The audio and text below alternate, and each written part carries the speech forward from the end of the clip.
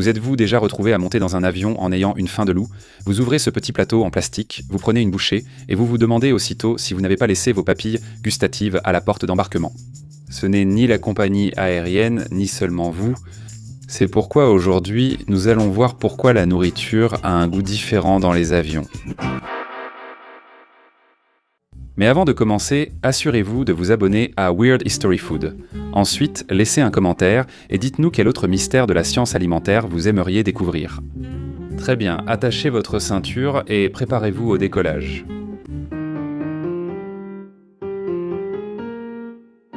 La nourriture d'avion a une si mauvaise réputation qu'elle a pratiquement alimenté le stand-up dans les années 90. Voici notre question d'ouverture. C'est quoi le problème avec la nourriture d'avion ? Après tout, quoi de plus simple comme punchline qu'un plateau triste de poulet caoutchouteux et un petit pain digne d'un dispositif de flottaison. Pourtant, la nourriture d'avion n'a pas toujours été ainsi. Les repas en avion étaient bons de simples rafraîchissements, pensés pour des passagers trop occupés à s'accrocher à leurs accoudoirs et à prier. Dans les années 1920, les avions étaient en petit, les trajets étaient en cours et le confort était limité. Les premières compagnies aériennes telles que Daimler Airway, Handley Page Transport et Western Air Express testèrent le service aux passagers, mais la nourriture était secondaire face à l'ambiance du « s'il vous plaît, ne vous écrasez pas ». Dans les années 1930, les compagnies aériennes ont créé une infrastructure dédiée à la nourriture des passagers. C'était l'un des premiers moments où la nourriture d'avion est devenue une véritable catégorie, au lieu de simples collations distribuées dans les airs. Le tournant fut quand United Airlines créa la première cuisine dédiée à la restauration à bord, car dès qu'on sert de vrais repas, il faut un système plus complet. Larry a apporté des sandwichs de chez lui. À la même époque, Pan Am est devenue l'une des premières compagnies aériennes à chauffer de la nourriture en vol à bord d'un Sikorsky S-42. Ce n'est plus révolutionnaire aujourd'hui, mais autrefois, c'était presque de la sorcellerie dans les airs. Dans les années 1940, deux facteurs ont changé les repas en avion à jamais. Des vols plus longs et le boom d'après-guerre dans la réfrigération et la technologie des aliments surgelés. William Maxon, figure clé de l'époque, a introduit l'idée de réchauffer des repas surgelés dans un avion, soit des repas façon plateau télé, préparés régulièrement en vol. C'était l'un des premiers grands signes que les repas en avion allaient non devenir quelque chose de plus industriel. Pensés pour être savoureux, reproductibles, sûrs et assez robustes pour résister à la logistique du vol. Dans les années 1950, la concurrence entre compagnies aériennes grandissait, et elles cherchaient à se démarquer face à l'augmentation des passagers. Cela signifiait vendre l'expérience d'être à bord d'un avion comme quelque chose de glamour, et la nourriture était une grande partie de ce fantasme. Cette période est restée dans les mémoires pour ses guerres de sandwich, l'amélioration des menus et un optimisme général selon lequel prendre l'avion pouvait ressembler à manger dans un restaurant chic, avec plus de turbulences et de fumée de cigarettes. Dans les années 1960, la nourriture en avion a connu une évolution visuelle emblématique, les chariots roulants. Vous pouvez contrôler mon bagage à main, mais pas mon humeur. Cela peut sembler anodin, mais cela a changé le rythme du service des repas. Soudainement, les agents de bord ne se contentaient plus de vous tendre un plateau. Ils géraient une minuscule salle à manger en mouvement, se faufilant dans l'allée avec des piles de repas, comme s'ils dirigeaient un restaurant construit dans un couloir. À l'époque du glamour de l'ère du jet, les gens s'habillaient élégamment pour voyager et le repas était un spectacle. Nous avons dégusté un excellent rôti et sommes devenus expertes en cuisson au four à convection. Je savais qu'il était saignant rien qu'en y posant une pince. Puis, les années 1970 sont arrivées et l'ambiance a commencé à changer. Le voyage en avion devenait moins un événement de luxe et plus un système de transport de masse, et l'économie des compagnies aériennes est devenue plus difficile. Les repas ont commencé à perdre leur statut d'élément central de l'expérience, car la priorité est devenue l'efficacité des coûts, et ce changement n'a fait que s'accélérer dans les décennies suivantes. Dans les années 1980, la réduction des coûts des compagnies aériennes est devenue légendaire, illustrée par cette histoire. On raconte que la compagnie American Airlines aurait économisé 40 000 $ par an en retirant une olive des salades de la première classe. C'est l'un de ces faits qui semblent trop ridicules pour être vrais et trop précis pour être faux. L'économie des compagnies aériennes est dure, et supprimer de petits luxes permet de réduire les coûts sans provoquer de révolte. À cette époque, la nourriture des compagnies aériennes est devenue la cible favorite de la culture populaire, une blague récurrente pour humoristes, sitcoms et amateurs de rire facile. Que penser de la nourriture des compagnies aériennes ? Les années 2000 ont marqué un grand tournant culturel dans l'aviation moderne, les attentats du 11 septembre transformant profondément l'expérience des compagnies aériennes. La sécurité s'est accrue, le stress a monté, et les compagnies aériennes ont encore réduit leurs services. Même lorsque des repas étaient proposés, l'ambiance a changé.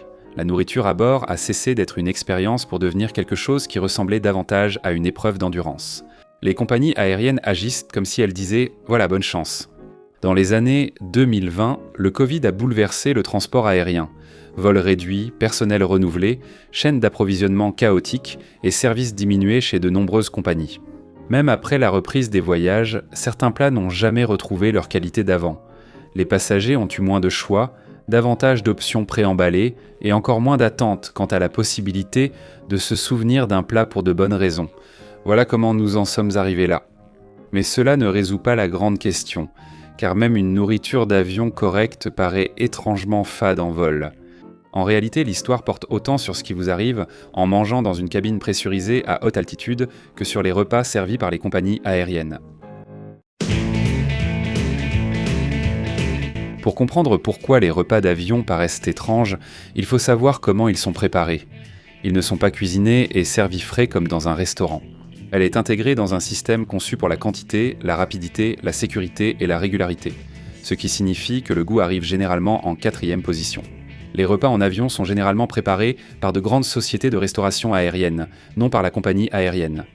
Les compagnies aériennes conçoivent les repas et fixent les attentes, mais des services de restauration spécialisés produisent pour des milliers de passagers chaque jour. Les compagnies aériennes sont comme la marque du restaurant, les traiteurs comme la grande cuisine qui prépare les plats. Beaucoup de repas servis en avion sont assemblés à la main. Même dans notre monde automatisé, il y a encore des personnes en Charlotte qui préparent dans les plateaux pièce par pièce, comme s'ils assemblaient des meubles Ikea comestibles. C'est en partie parce que les repas d'avion comportent de nombreux éléments individuels.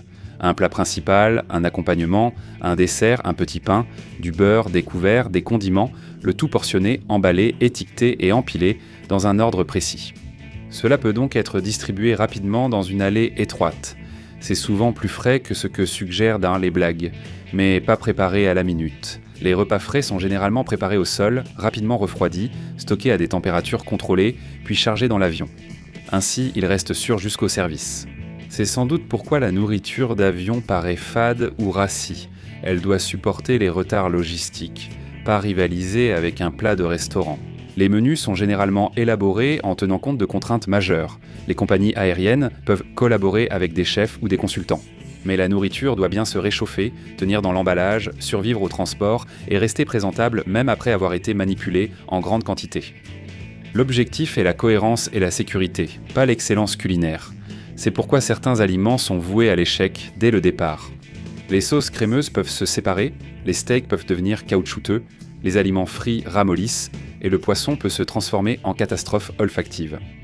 Tous les passagers de cet avion mangeront du poisson ce soir et tomberont gravement malades dans la prochaine demi-heure.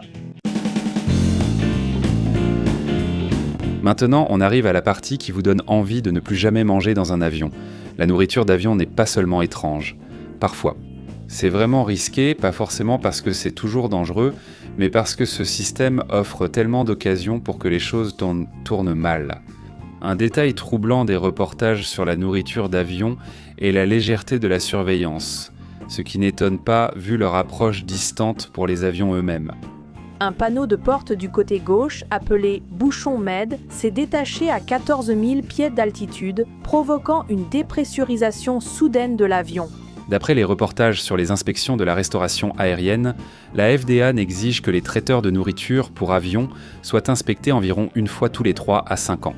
Ce calendrier d'inspection ne convient pas à ceux qui préparent des milliers de repas par jour sous pression. Encore pire, c'est que l'hygiène à bord de l'avion lui-même peut être inspectée encore moins souvent, parfois en gros, seulement quand le temps le permet. Ce qui est une expression qui ne devrait jamais apparaître dans la même phrase que la sécurité alimentaire. Des rapports d'inspection obtenus via des demandes d'accès public révèlent que les inspecteurs de la FDA ont constaté des conditions allant du répugnant à l'alarmant.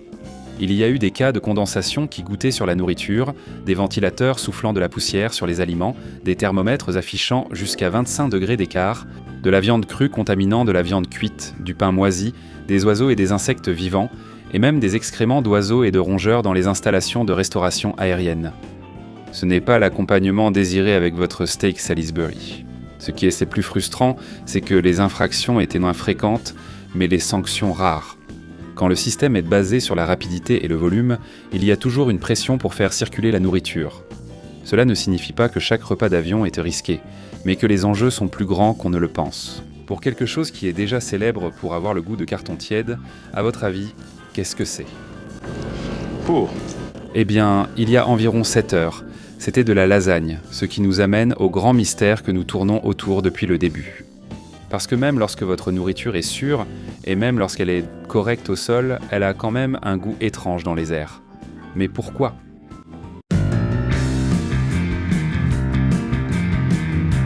La vérité, c'est que la nourriture d'avion n'a pas un goût différent simplement parce que les compagnies aériennes sont radines ou parce que tout est réchauffé.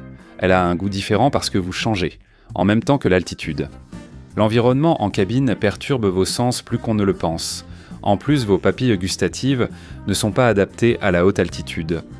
Les avions volent entre 9000 et 12 000 mètres, mais la cabine est pressurisée pour simuler une altitude plus basse. Cependant, cela reste suffisant pour influencer votre corps.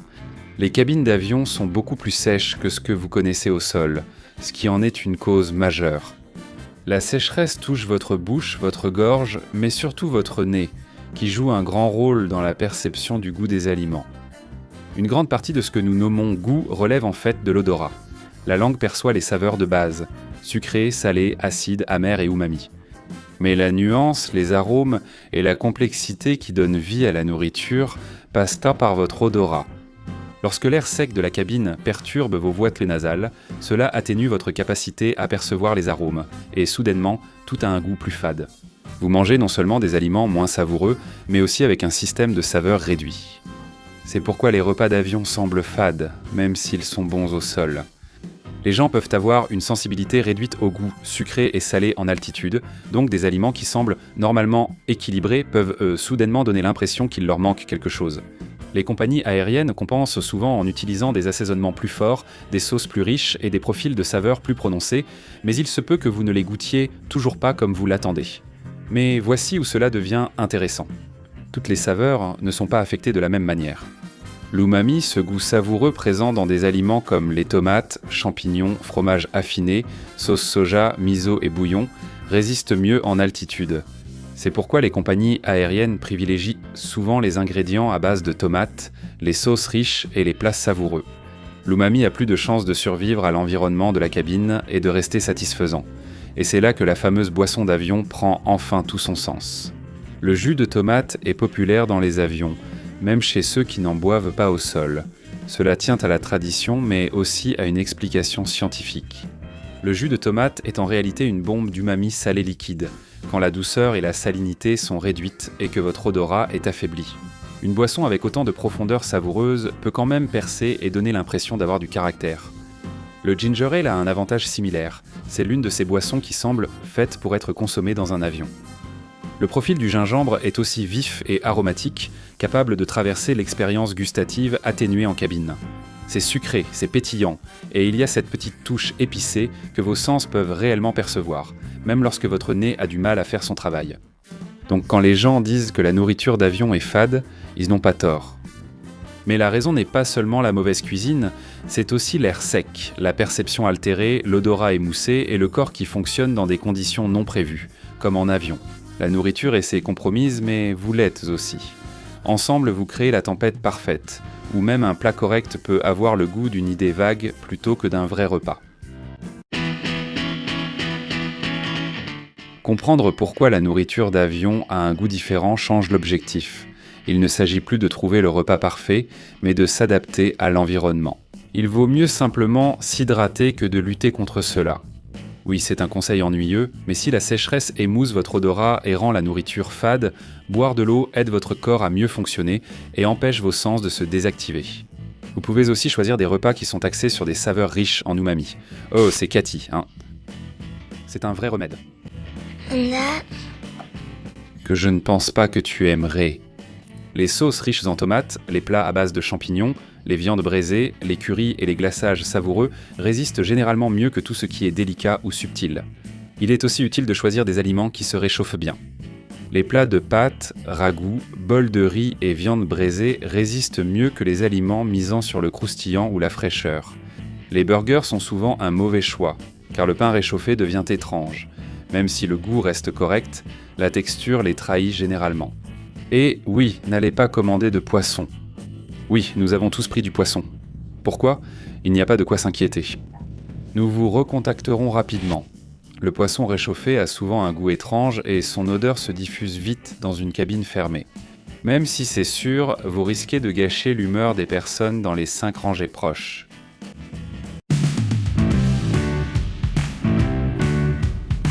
La nourriture d'avion va-t-elle un jour s'améliorer ? Ça peut, mais seulement dans certaines limites. Les repas servis en avion seront toujours influencés par l'économie, la logistique et ce que les compagnies aériennes pensent que les passagers considèrent comme le plus important. Mais même si les compagnies aériennes devenaient soudainement généreuses et servèrent de la nourriture de qualité restaurant à tout le monde, vos papilles gustatives resteraient le moins sensibles en altitude. L'environnement de la cabine atténuerait toujours les saveurs, votre nez serait toujours asséché et votre perception du sucré et du salé serait toujours émoussée.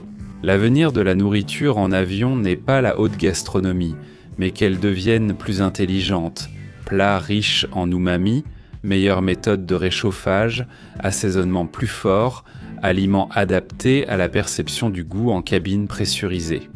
En somme, il ne s'agit pas de prétendre que l'avion est un bistrot, mais plutôt d'accepter que c'est un tube métallique rempli de snacks filant à 800 km/h au-dessus du Kansas. Alors, la prochaine fois que vous goûterez à la nourriture d'avion et penserez que ça n'a aucun goût, souvenez-vous, ce n'est pas la faute du poulet. C'est vous qui êtes en mode avion. Quelle est votre opinion sur la nourriture d'avion ? Faites-vous partie de ceux qui ne mangent jamais à bord ou avez-vous un plat favori à recommander ? Partagez-le en commentaire et découvrez d'autres vidéos de Weird History Food. Jusqu'à la prochaine fois, voyagez en toute sécurité, buvez de l'eau et respectez le pouvoir du jus de tomate.